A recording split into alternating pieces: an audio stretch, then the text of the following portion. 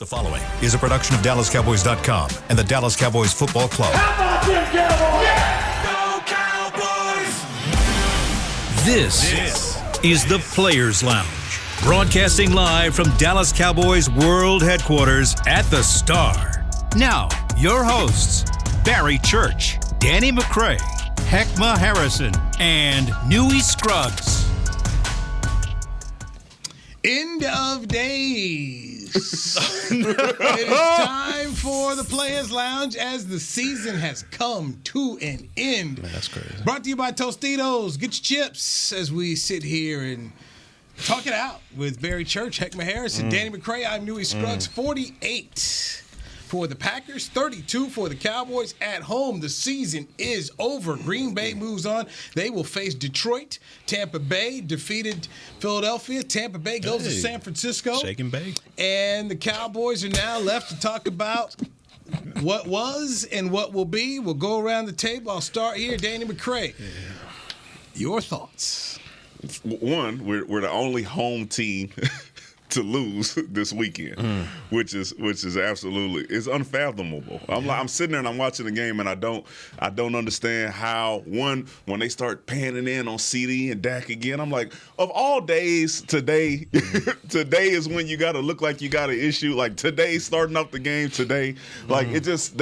The Packers came in as the hot team, looking like the New York Giants when they were 9-7, and they were getting hot and they were ready to go.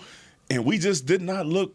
We didn't look like we were prepared to play. Like schematically, we didn't look like we were there. I'm talking about man to man, guys letting guys run wide open to where nobody's on them. Mix and match. They're not in the right gap. The same thing that's consistent all through the week. Oh, that's been there. And then offensively, we revert back to our turnovers. Tony Pollard was actually having a decent day, and you like, okay, we were ready for the run game to start, and then the run game gets started, and you still can't figure out a way to get CeeDee Lamb involved. You get an interception thrown at the Brandon Cooks, and then who would have thought Michael Gallup would have been the guy? Right, the savior of like, all right, somebody's gonna ball today, and Michael Gallup is the guy. So 6 for 103. Listen, we gotta be offensively, defensively, even on special teams. I'm seeing Turpin get hit at the 15. Oh yeah, they was getting Sam killed Williams out there with the kick catch interference. Like it was a total team effort of losing that game. Coaching staff, players, all three phases. So very disappointing, but here we are again. Dallas Cowboys, baby, we back. We back. Here we baby. go. We back. One more time. And I know you guys are going to break down a lot of the game, the play calling, and how that went bad. But, guys, fundamentally for me, there are things that I believe about football that I just feel as though your head coach has to have your guys ready. We talked about it all week, about guys needing to be mentally strong. And when they don't show up, you put that on the head coach. I couldn't believe what I was seeing out there. I couldn't believe that these guys came out as flat as they did. It's not unconscionable that they wouldn't come out flat, but to that degree that nobody turns up, nobody says, "Hey guys, there's not a game next week." So it was embarrassing. It was embarrassing to witness it. It was embarrassing for them to play, to get that opportunity and have 2 home games. I didn't recognize what I was seeing out there. I just didn't, and it was the wrong time to change your identity. And that's something that you've been talking about since August, since 2 days, since training camp. What's this team's identity? And when they got into the playoffs, they changed that. And I was embarrassed by what I saw. Yeah, you're right. I mean, you hit the word that needed to be said. I mean, that was an embarrassing loss on all fronts. You're talking about all 3 phases of the game: offense, defense, special teams. Even Aubrey, I think he missed a kick out there, and that's when I knew put the nail in the coffin. But they came out flat, and to me, that's something that you don't really see from a McCarthy team. All these seasons he's been here, usually he has his team ready. His record accounts for it. I mean, after a bye week, after a loss, I mean, the numbers are there. He's usually a coach that's going to have and get the best out of all of his players. And that's what we all talked about last week is one of the attributes that makes him a great coach. But they came out flat, extremely flat. And I knew Green Bay had a lot of confidence going into that game. We did the pregame on the sidelines. You could just feel the energy from them. They felt like they belonged in there, which was out of pocket because this was pretty much their whole entire team's first go in the playoffs. And the Dallas Cowboys didn't make them feel like they don't belong. Like, they knew from the jump, we belong here. We're going to win the coin toss, take the ball, go against one of the strengths of your team, which is the defense. We're going to march it all the way down the field. Very first drive, 8 minutes. Score with a touchdown at the end, or score a touchdown at the end of the drive. Yep. Like, that right there set the tone for the rest of the game. And as we saw, Dak Prescott, kind of reverted back to that Prescott we've seen in years past. I don't know what it is, but the playoffs, it's just he gets back into that mindset where I'm just gonna throw the ball where I think it needs to go. I mean, we'll break everything down with the interceptions and all that, but yeah, this was just a outplaying and outcoaching by the Dallas Cowboys and the Green Bay Packers. Gutless effort. Gutless. You sit up here, look at the drive chart. Green Bay drive chart. Touchdown to start the game. Punt, touchdown, touchdown, touchdown, touchdown, touchdown. Punt, end the game. Baby, that's not playoff football. And them punts was only because they let when the competitive phase was over. They let off the gas. Okay, 6 of 7 drives, the first 6 of 7 touchdown for them. Let's look at 4 games for the Cowboys this year in just the second quarter alone. Arizona, they found themselves down 21-10. San Francisco, second quarter, they found themselves down 21-7. Buffalo, second quarter, they found themselves down 21-3. Green Bay, they were down 27-0 in the second quarter. Then they scored a touchdown before the half. There's a problem here, guys. Yeah. There's a problem. These were good football teams. In Arizona, we could say they weren't a good football team, but you look at their they fought people this year. Oh, yeah. They fought them, and they shouldn't have put it to you. There is a problem, and when you talk about the mental toughness, that is something that has to start to come into question with this team. To perform like this in 4 games, to be outclassed, and then you get to the playoffs where you know you're supposed to have it. When I said failure's not an option, you just didn't fail. Lay down. So I get home from the game. I'm sitting in my lazy boy and still got the TV on Channel 5. And who comes on late night? Nobody. Newy Scruggs comes on, and he was on fire. Right? He was on fire about the loss, and he put it. I mean, sort of the same thing that you're saying right now. It's hard to fathom a team that'll come into your home playoff situation and they score on 6 of their first 7 drives. Now, you got to watch a lot of football to see that happen. I mean, this is SEC versus some pretty inferior conferences that you get. Appalachian State. I'm not. Hey, Western Carolina. I didn't call no names. Western Carolina. It is what it is. It is. No, I'm just saying. You got to watch football for a very long time. And I know you guys watch a lot of football to know as we were communicating with each other during the game. Like, what the hell is going on right now? At some point, guys, as you guys know as defensive players, you have a base that you if this ain't working, we got our base to go back to. It's our if all things fail defense, go back to that. What's ours? I mean, because you're in a dime, nickel, whatever you want to call it, and guys are running open. As I won't put it the words that I asked you, but are you watching this because guys are running wide open and they never adjusted to that? Well, this is the problem when you run a defense that way and you have guys out there who are not used to playing when you don't get pressure. Those 2 big dig routes were in zone coverage, no pressure, and it was the same thing Calvin Johnson did this when he had 300 yards. You don't get any pressure, you allow a receiver to get down there 20 yards and bend in, it's going to be a catch every time. So it's like if they're running open, but it's because you're not getting enough pressure to get back there. They shouldn't even have that much time because this is a staple of your defense to say, oh, hey, man, if we rush forward and we play zone coverage behind it, we expect Micah Parsons, D-Law, whoever, to be able to put some pressure on this young quarterback and not allow him the time to make that pass. And they allowed it 2 times, and I watched it. Yeah. And then the next one, you man-to-man, right? So, like, I'm not absolving Dan Quinn of anything. All right, you went and fought with Bell in there, and it didn't work out for you. This is probably the worst game that I've seen him have. But if I'm calling man-to-man as a defensive coordinator, I expect my guys to be able to play man-to-man. This is a veteran defense for the most part, especially in the secondary. And you can't find a way to cover your guys man-to-man. All they did was get in tight bunch formations and then run crossers, and we act like we couldn't get through traffic or anything. This is like day one stuff that we had been doing throughout the year, which is why I'm saying I don't understand what happened. It's like you went out there and you forgot how to do the basics, and it didn't work out for you. Listen, bless Marquise Bell, okay, because he did go out there and he tried his hardest.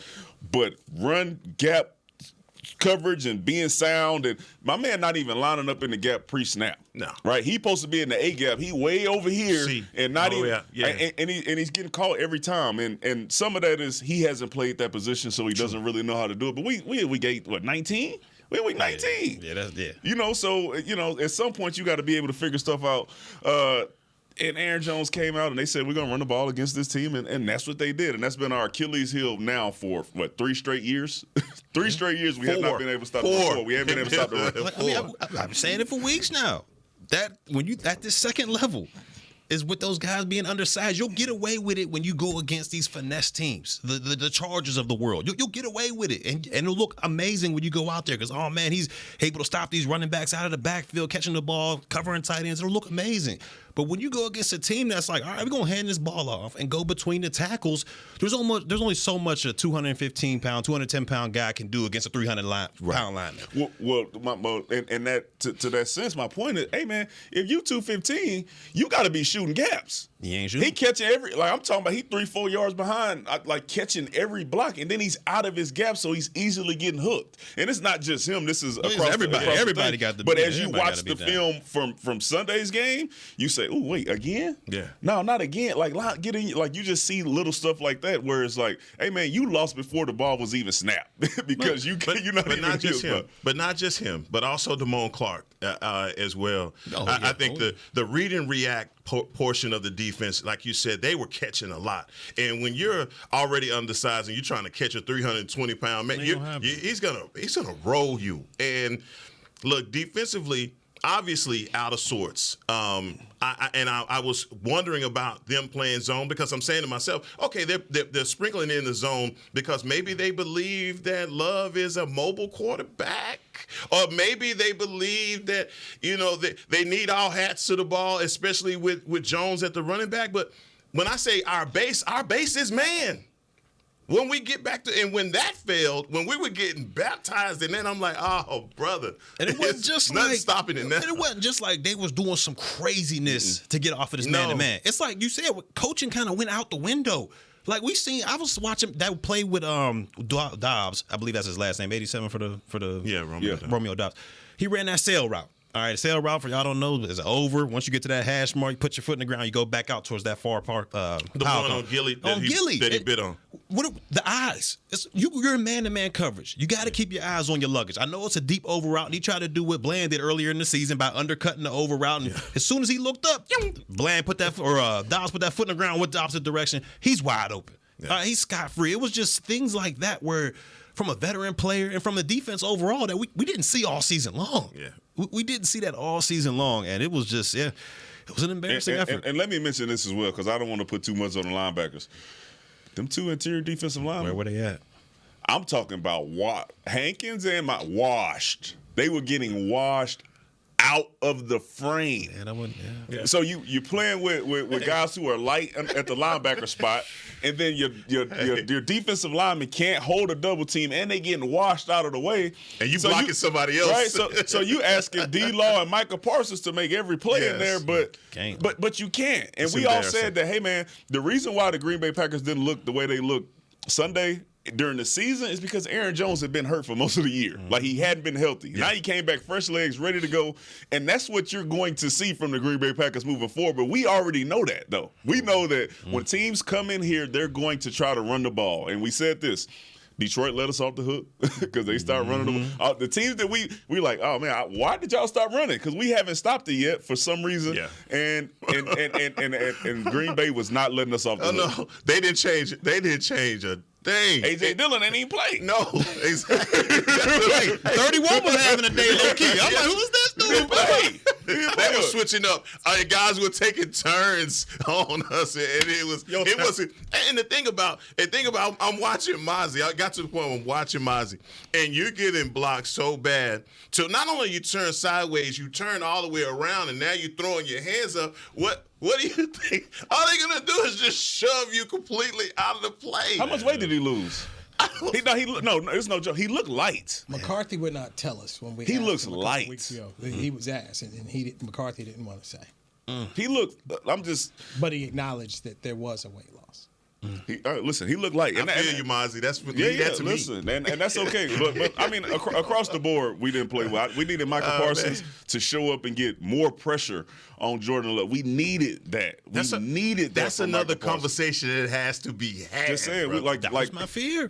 What I say last week? I feel like Jordan Love can have that Geno Smith style game, and that's exactly what he went out there and did. He went out there and not used his legs as far as running down the football field, but to buy time for his weapons on the outside to get loose. Make the first guy miss. That's exactly. That first pressure was there. Let me dip to the outside, buy time, and he has that cannon. It's been an Achilles heel for the Cowboys all season long. Big athletic quarterbacks that can buy time. I don't know how y'all feel about Green Bay in this next matchup, but my feeling is that Green Bay is going to go up there and they're going to get put to them because San Francisco's going to stop the run. They're going to put feet in them. And then Jordan Love's going to have to really be an exquisite quarterback. Like, you're going to have to make those throws under a lot more pressure and duress without your running game working. But I disagree. Okay, I disagree. And I'm not surprised, but I'm saying LaFleur, if I wasn't sure of his game before, I am now. Because that one play to the tight end on the far side, I swear to you, I thought he just came off the sideline. I'm like, wait a minute, that's our sideline. It was you know what? Throw back to the tight end. He was over there by himself, middle of the field to the hash, by himself. And that's it. That's impossible, especially when it's not a busted defense. Everybody has an assignment. You have to account for that guy. How in the hell did you not account for him? Listen, there's a couple plays on there, and I know we just picking through it, just going all over the place. I'm watching guys cover grass. We ain't covered two. They didn't ran over routes all the way over there. We got a cornerback 15 yards deep, not covering anybody, and then don't get the crosser. It looked like we didn't know what the heck we was doing out there, which is unfortunate because, like I said, you have veteran players out there. You have a defensive player of the year out there. You got DeRon Bland out there. You got safeties who are veteran guys now, all got paid. Like, you have guys out there who should know how to run this defense. Like, you are in the playoffs at this point. So to me, none of this is excusable because it doesn't really make sense. But I'm saying this, okay? Micah Parsons is supposed to be our guy. Okay, he's a hell of a player. You got to show up. When all else fails and ain't nothing working and you need a spark, the person that we are going to look to, deservedly so, is Michael Parsons to be in there and say, you know what, I'm going to figure out a way. Pick six, maybe. Whatever. They try to cut me, I'm going to jump up. One of the TJ Watt plays, something like that. Like, you have to be able to make those type of plays. And I don't want to hear nothing about holding or none of that because we had the whole league over here talking about when is Michael Parsons going to get a holding call. I don't want to hear that. We need to have guys who will get out there and make those plays when it calls for, especially in the playoff game. And we just didn't see it. And that's across the board, though. That's Dak and that's CD and that's Brandon Cooks and everybody. It was actually crazy to watch. You see Earl Spence and Crawford. Those one of them? No, he tweeted. He said, this look like me and Earl Spence. He said, y'all must gonna be talking about injuries later. I swear. Stop. I swear. Because that's what it looked like. That's what it felt like. I was like this. I had my hand over my heart. Like, Elizabeth, I'm coming to join you, honey. They got a lot of smoke on social media. Let's get our first break in here. 18 past the hour. We're rolling. What does Jerry Jones do now?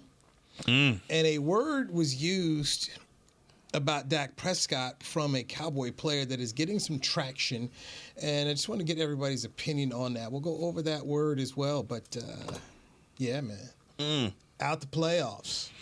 We didn't think we'd be doing a show this week talking about not getting it done, but here we are.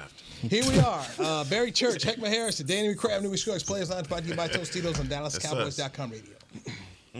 It's the official men's skincare brand of the Dallas Cowboys, Jack Black. And right now, Cowboys fans can get 15% off their $75 order. Plus, because every deal needs a playmaker, your order will include a free 5-piece skincare set and free shipping. The Jack Black Playmaker is 4 of Jack's favorites and a full-sized intense therapy lip balm. Make a play for the playmaker at getjackblack.com/Cowboys with the code CowboysVIP. That's getjackblack.com/Cowboys with the code CowboysVIP. Hi, I'm Danny McCray, Dallas Cowboys alumni player here with Smoothie King. And Smoothie King wants to ask you, what's that sound? That's the sound of us magically transforming our smoothie bowls into 2 new decadent flavors. Dig into a cool acai or pitaya bowl, handcrafted with crunchy, purely Elizabeth granola, fresh strawberries, and finished with a velvety chocolate hazelnut drizzle. Perfect for breakfast, lunch, or anytime you want to munch.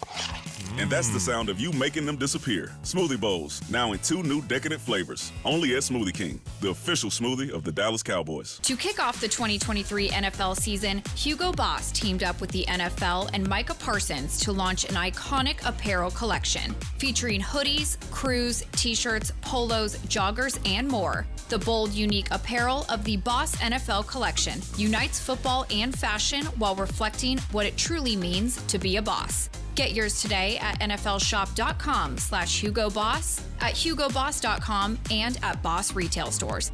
# be your own boss. There is no I in Dallas. There is no I in Hart either. No I in Blue Star or in Lone Star for that matter. And there's no I in how about them Cowboys? Smirnoff knows there's no I in football. Football is a we thing, an experience that is best enjoyed together. With good drinks and good folks, home or away, we rally together, we cry together, and we always rally cry together because there's definitely no I in Cowboys fans. Smirnoff, we do game days. Please drink responsibly.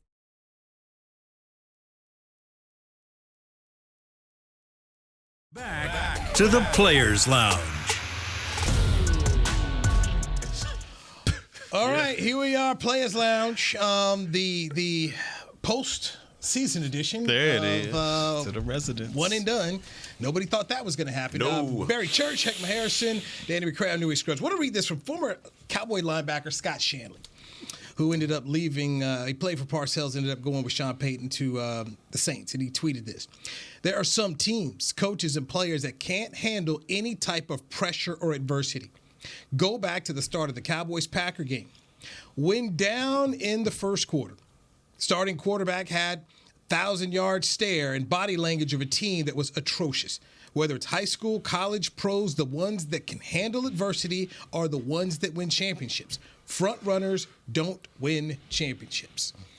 There were a lot of people lining up and going after the Cowboys on several different levels. The quarterback was catching it. And you should catch it.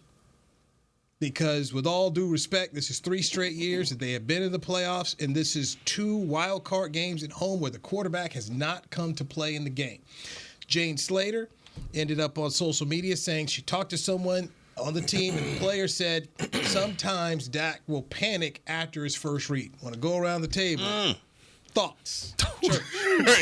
I wonder who said that one. Cause that's hot that, you sauce. talking about your man panicking out there, but Somebody in the locker room. somebody Anonymous. you know they ain't gonna put their name on that one. They like, oh man, it done caught fire. But anyways, but when you look at it, this is something we saw. We thought we were past. Kellen Moore was gone. We thought his offense was predictable, and this is why Dak Prescott was throwing interceptions because the offense was predictable. At least that's what I was told. Fast forward to this year. In the postseason, the biggest moments, what is seeming to happen? The guy reverts back to what we've seen in the past. Double clutching out there, staring down his reads. It looks like he's not going. Like throughout the entire season, if number 1 wasn't there, number 2 wasn't there, let me go ahead and tuck this thing and run. But when we get to the postseason, it's like the whole thing just switches back or just resets. He hit the reset button. On that pick to Savage, there's no way. And I never played the quarterback position, but we all understand this. When you run in those double slants like that, if there's a lurker sitting right there, you got to go to number 1. And it sounds easier than what it is. I know the quarterback position is hard, but that interception shouldn't have happened. And on the first interception to Jair Alexander, that's when he forced in there because the route was lazy. That was an extremely lazy route by Cooks. He was just going like half speed out there. That was a lazy route. But he still forced it in there. That's something that we saw from last year, Dak, from maybe rookie year, Dak.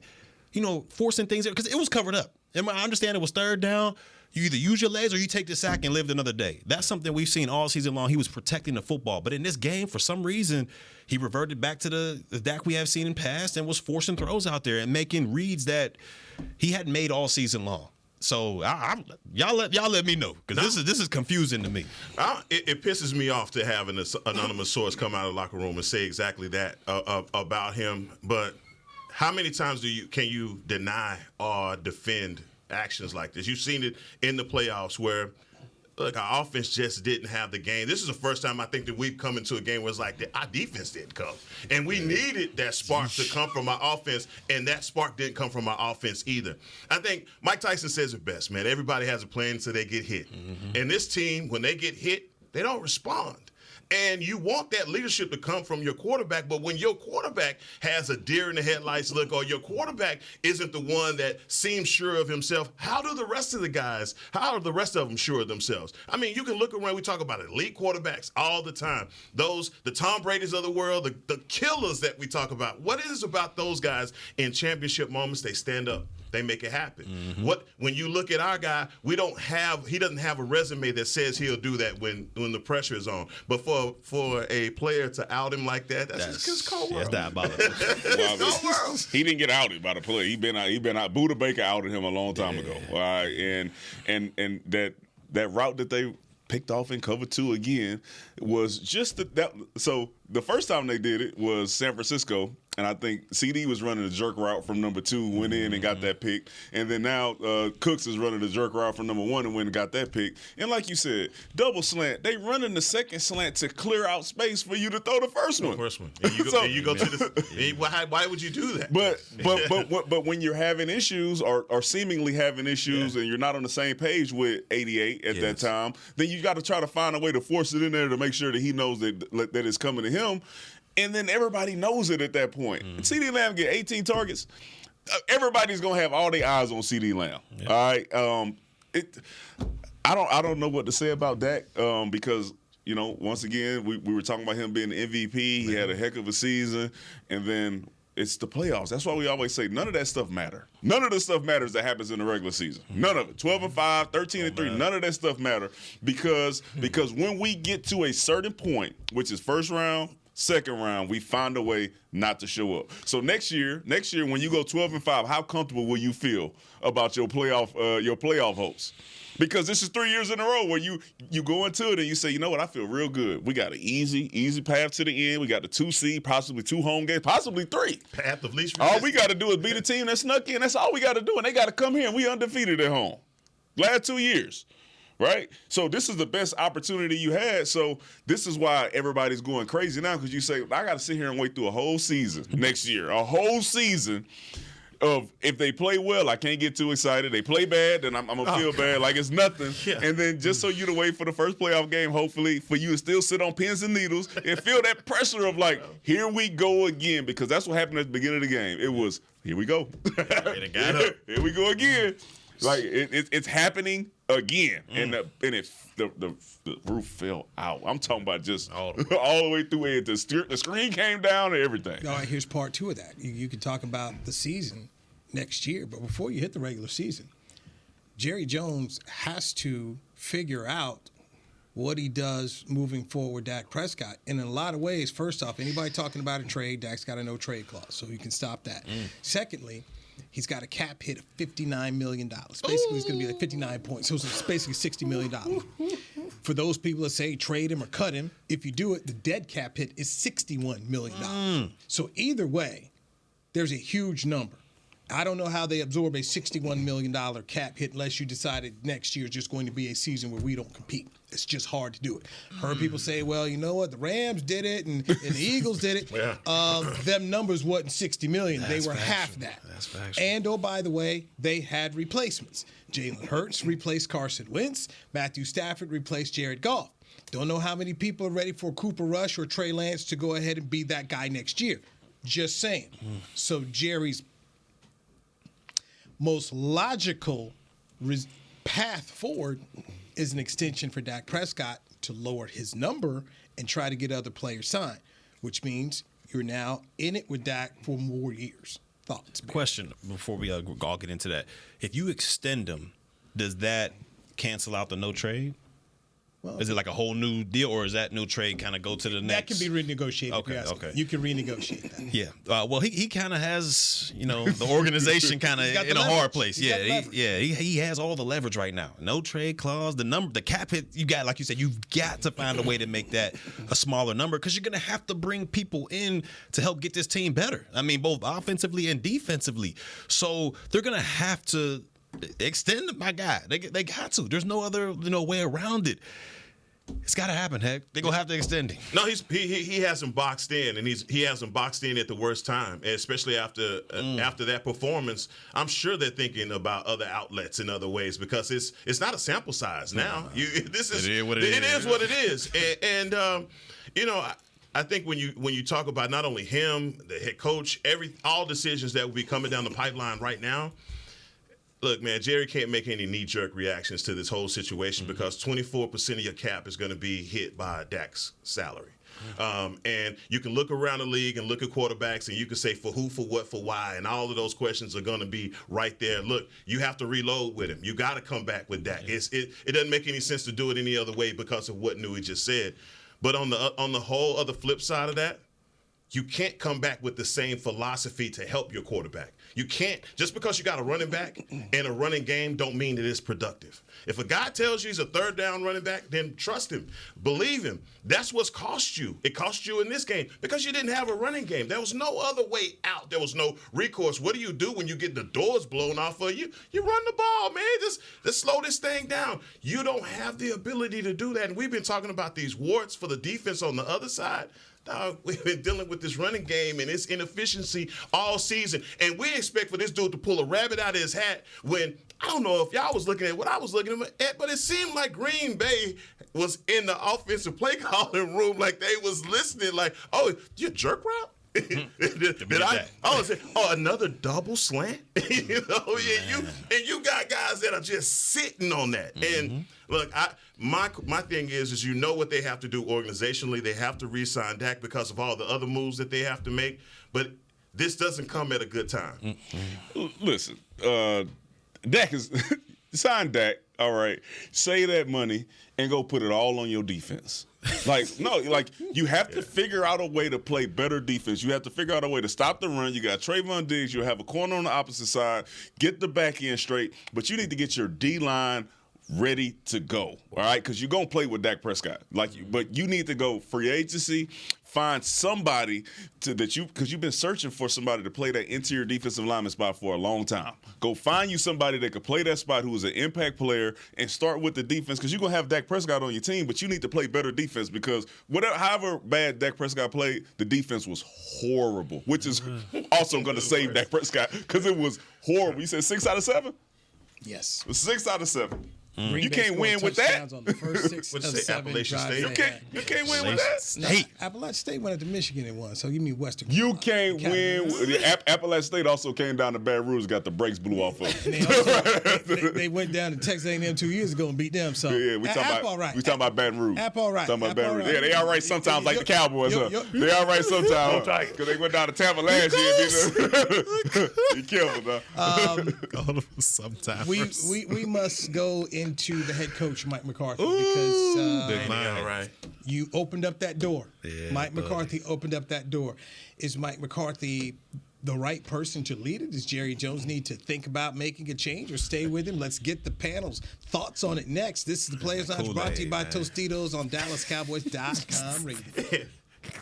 To kick off the 2023 NFL season, Hugo Boss teamed up with the NFL and Micah Parsons to launch an iconic apparel collection featuring hoodies, crews, t-shirts, polos, joggers, and more. The bold, unique apparel of the Boss NFL collection unites football and fashion while reflecting what it truly means to be a boss. Get yours today at nflshop.com/HugoBoss, at HugoBoss.com, and at Boss retail stores. #Be your own boss. Hi, I'm Danny McCray, Dallas Cowboys alumni player here with Smoothie King. And Smoothie King wants to ask you, what's that sound? That's the sound of us magically transforming our smoothie bowls into 2 new decadent flavors. Dig into a cool acai or pitaya bowl, handcrafted with crunchy, purely Elizabeth granola, fresh strawberries, and finished with a velvety chocolate hazelnut drizzle. Perfect for breakfast, lunch, or anytime you want to munch.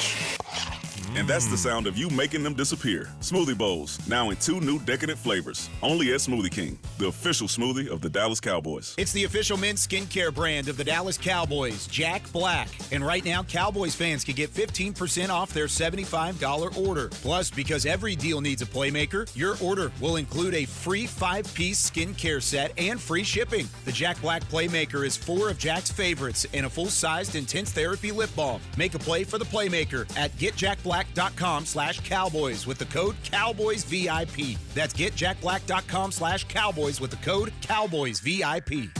I'm Dak Prescott, quarterback of the Dallas Cowboys. And they snap it to Prescott, who looks right. It's not there. He escapes left. He'll run for a first down. Just like football, when it comes to crypto, it's important to have a team you can trust. With blockchain.com, I know I'm in good hands. Since 2011, they've been trusted by millions around the world to buy, sell, and trade cryptocurrency. Prescott's going to run this himself. Run it up the middle, and he scores. Whether you're new to crypto or an active trader, they've got you covered. What are you waiting for? Get started at blockchain.com.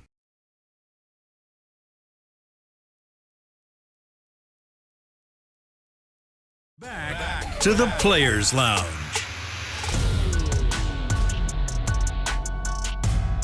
Here we are, the postseason playoff edition of the Players Lounge, brought to you by Tostitos.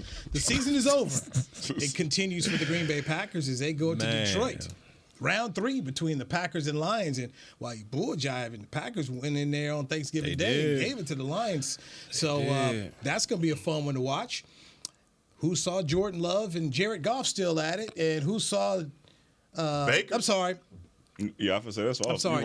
No, it's Packers and 49ers. Packers Niners. I'm sorry, Packers Niners. It's Baker and Jared Goff. Who saw that one coming? But by the way, you know what? Jordan Love against San Francisco.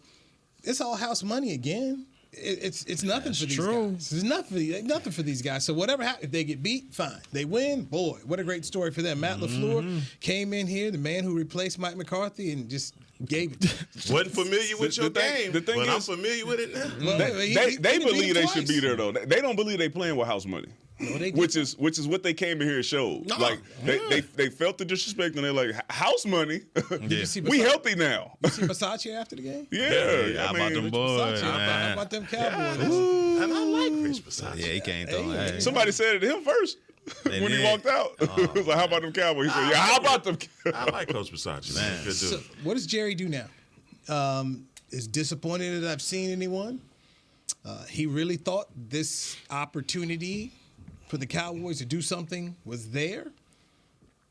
2 games at home, right there in front of the Cowboys, and Mike McCarthy, for the second time in 3 years, has a home playoff game, and they got punched in the mouth from jump. So now there's speculation. Mike did this to himself. Did this to himself.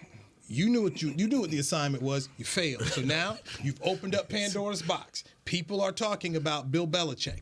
People are casually mentioning Mike Vrabel as a head coach here. What do you do?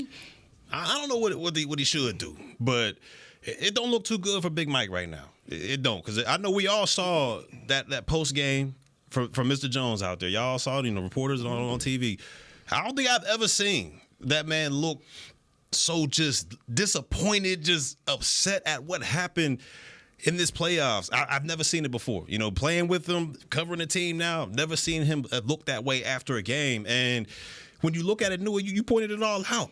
You had what you needed to make that long playoff run. You had the home game here against a team that, they were hot, but there were a bunch of youngsters that have never experienced playoffs before. You had them at home where you've been undefeated. 16 in a row. 16 in a row. You got them at home.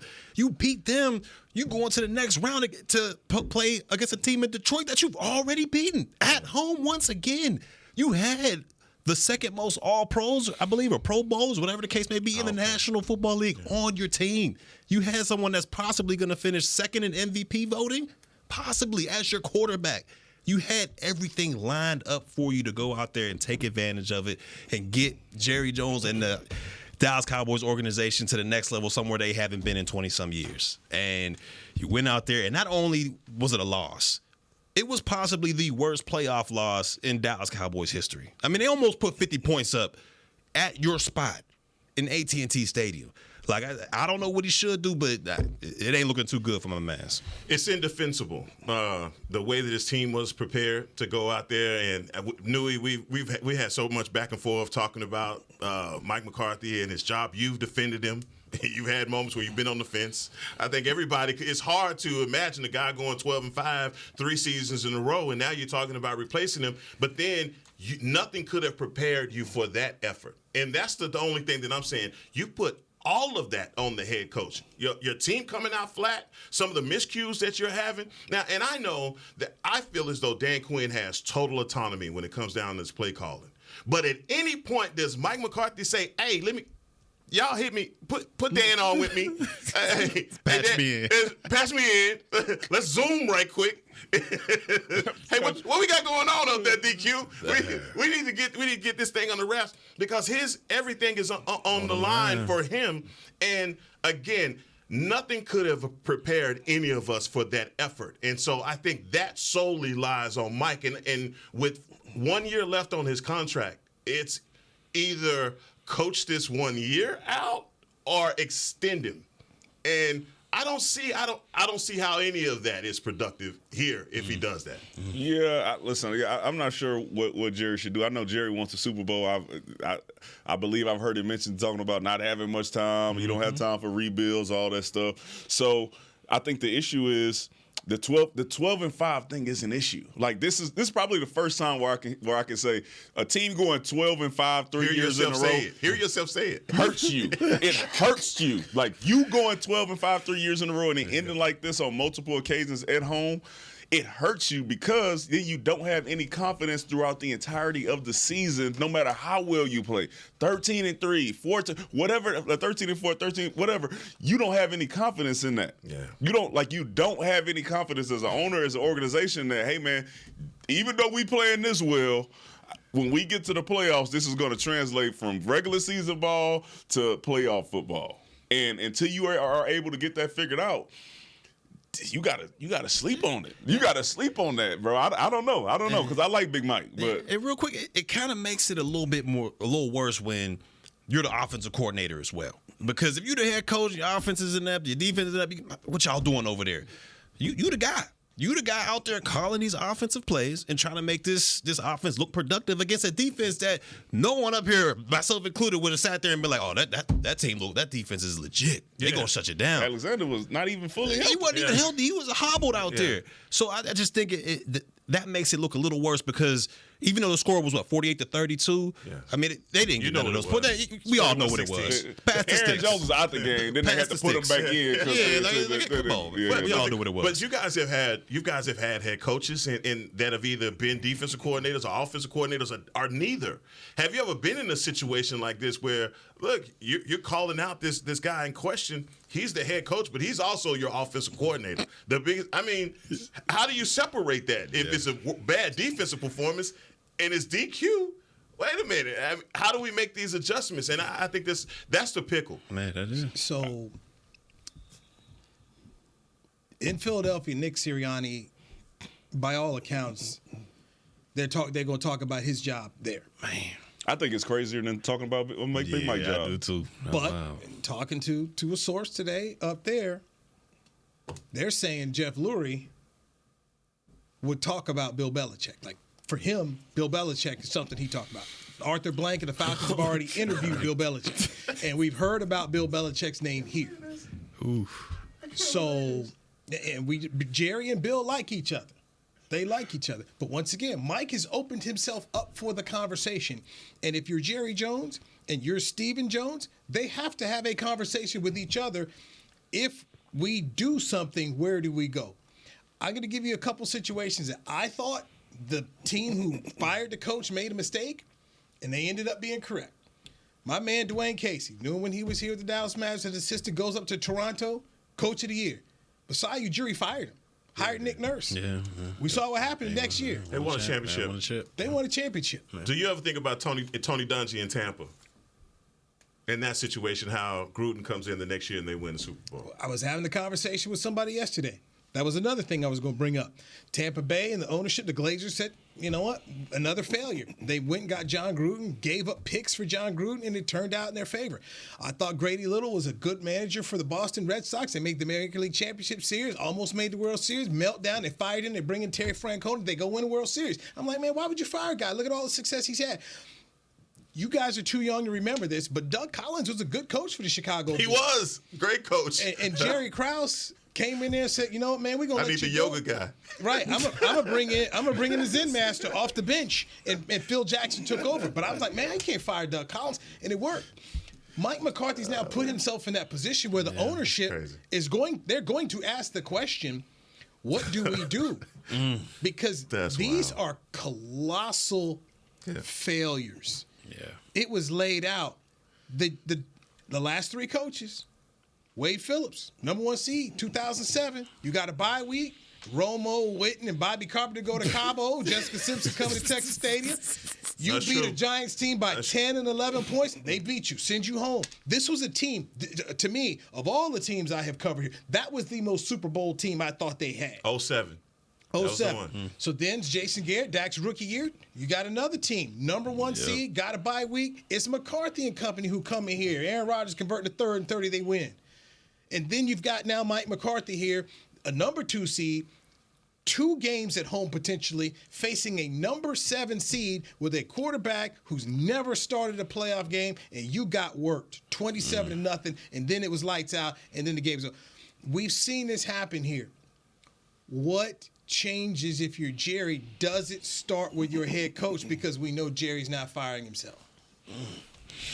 I mean, when you put it like that, I mean, the craziest part about it is I think it's horrible timing for Big Mike with some of the names that are out there. You looking at guys who have had success in the league, who they look like the new shiny object because you are 12-5 and you're just looking for somebody to be able to give you that playoff win and that playoff experience because it hasn't worked out here. The timing is horrible. If one of these guys say they want to come to the Dallas Cowboys, I think they have a hard time saying, nah, we gonna stick with what we got. Yeah. Like I think you have a difficult time doing that. But we all said this before the game happened. If you lose this game, especially if you lose it horribly, this is gonna be an issue. It's gonna be an issue. Yeah. Nobody got hurt. Everybody was healthy. Probably the healthiest you've been all season, and this happened. So I think it's horrible timing. It's just adding all of those variables that you just added. It makes the case even worse for Mike. And with not only who's there, but the health of your team and what you ran up against, and they did not respond to you in that moment.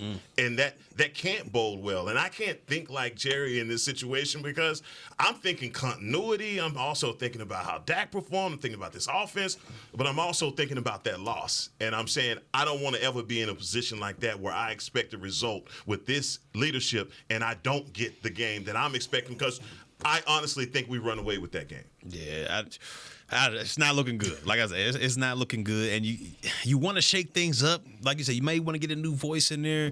You can't do anything with the quarterback because the quarterback he's locked in. He's locked in, so you got to go with him further on.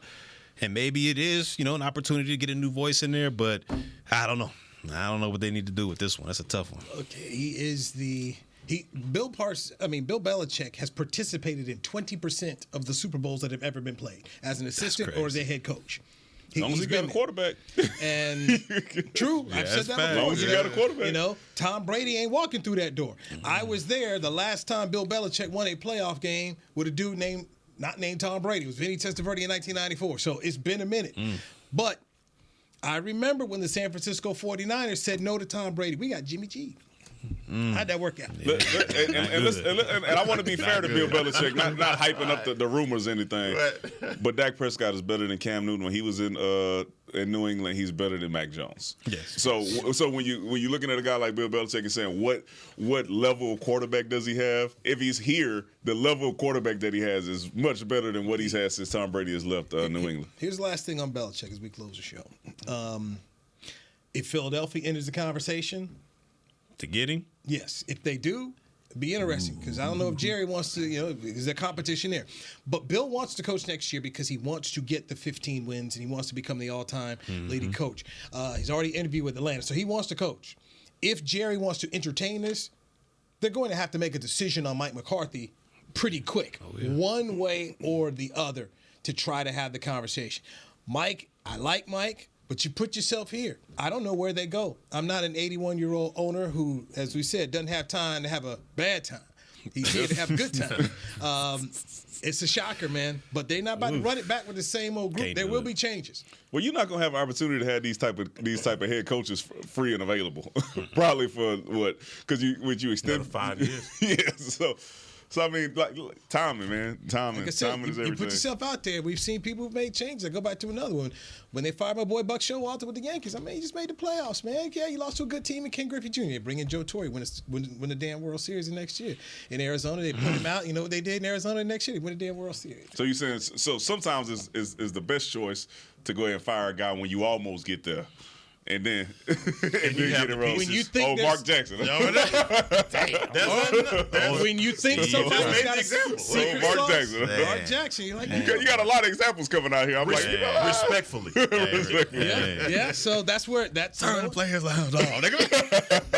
Hey, I like Mike, but you open that door, and does Jerry walk through it? If so, we'll see. We are off the rest of the week, so we will reconvene with the Players Lounge on Monday. 10 a.m. See, man, they lost, and now the show cut down. Look at that. Can't even finish the week out. Pack your stuff and get it. It hurt everybody. Everybody hurt. Everybody hurt.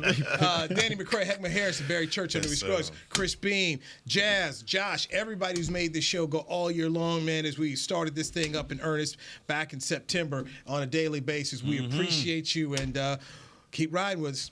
Take care. This has been a production of DallasCowboys.com and the Dallas Cowboys Football Club. How about this?